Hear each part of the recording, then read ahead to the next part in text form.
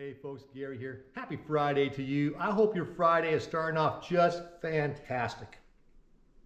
Through this week, we've been talking about God's promises. God promises. And when God makes a promise, God keeps a promise. A promise is a promise, and God is faithful in his promises.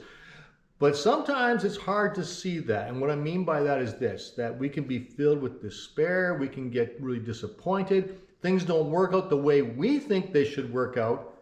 But that doesn't mean that God has not fulfilled his promise at all. What it means is God is actually working something out, and we might not have the perspective to see it.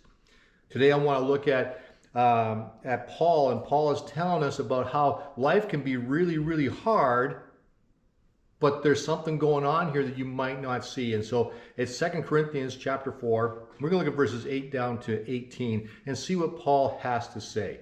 Now, Paul went through a whole lot more things than I'll ever go through, so I think he's a good guy to look at for his perspective. He says, we are pressed on every side by troubles. He says, I got trouble, right? We are pressed every side by trouble. We are not crushed. We are perplexed, but we're not driven to despair. We are hunted down, but never abandoned by God. We get knocked down, but we're not destroyed. We are not destroyed. So, you know that song, I get knocked down, but I get up again. Well, they might have got that from what Paul said. Paul said it first, right? We get knocked down, but we're not destroyed. Through suffering, our bodies continue to share in the death of Jesus so that the life of Jesus may also be seen in our bodies. In other words, we go through the suffering, but people see how we get through it, and they see the glory of God in it. Verse 13, but we continue to preach because we have the same kind of faith the psalmist had when he said, I believe in God, so I spoke. I believe in God. I believe in God more than I believe in what's going on right now. Obviously, what's going on right now is real, but God is also very, very real, so I will tell people about God.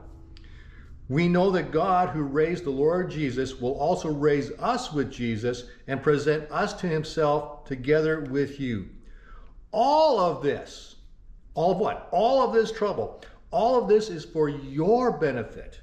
And as God's grace reaches more and more people, there will be great thanksgiving, and God will receive more and more glory.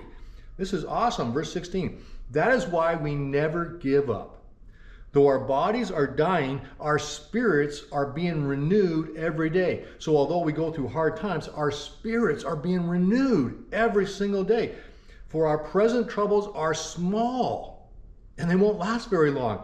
Now here's the thing.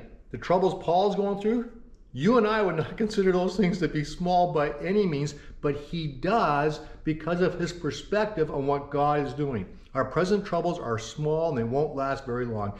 Yet they produce for us a glory that vastly outweighs them. So the troubles might seem big, but the glory of God is so much bigger, it outweighs the troubles. So they vastly outweigh them and will not last forever. Sorry, but the glory will last forever. It'll last forever.